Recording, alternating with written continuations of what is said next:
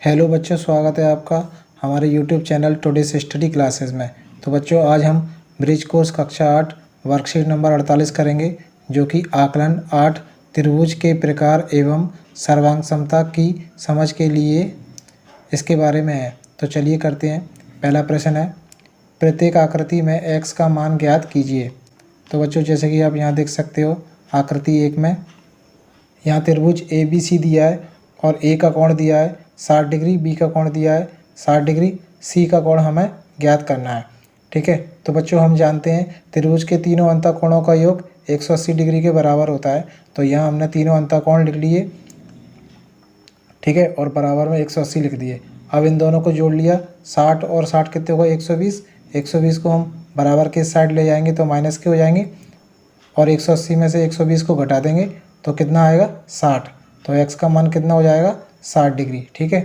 इसी प्रकार यहाँ त्रिभुज PQR दिया है, इसमें कोण P का मान दिया है 45 डिग्री, कोण Q का मान दिया है 90 डिग्री और x का हमें ज्ञात करना है।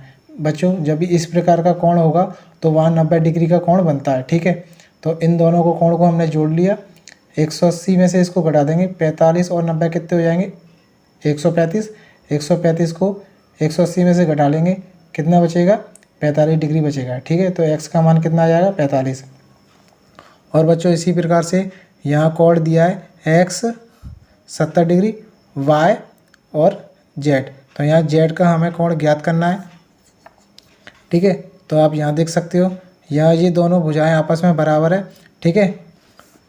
तो संगत भुजाओं पर बना कोण भी बराबर होता है, यानी कि x का मान कितना हो जाएगा यहाँ पर 70 डिग्री। ठीक है। प्रश्न नंबर 2 करते हैं, रिक्त स्थानों की पूर्ति करें।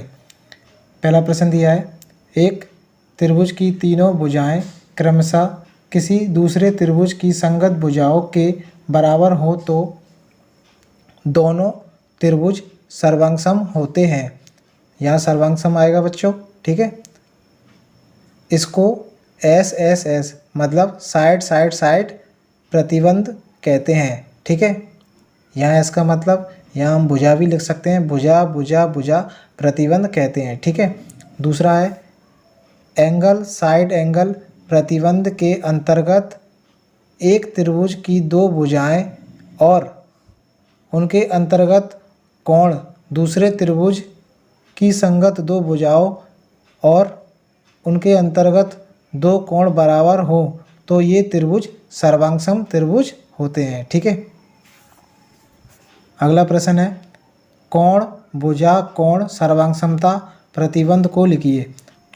तो इसका उत्तर है, पहले त्रिभुज के दो कोण और उनके बीच की भुजा दूसरे त्रिभुज की संगत दो कोण और उनके बीच की भुजा बराबर होते हैं, तब इस प्रतिबंध को एंगल साइड एंगल सर्वांगसमता प्रतिबंध कहते हैं।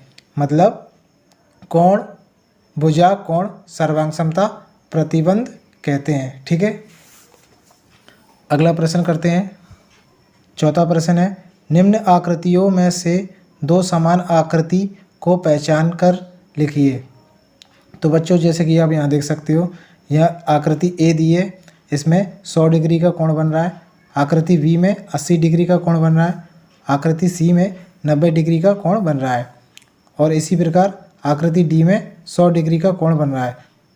तो यहाँ 100 डिग्री का कोण बन रहा है और यहाँ भी 100 डिग्री का कोण बन रहा है। तो आकृति A और D दोनों समान आकृति होंगी।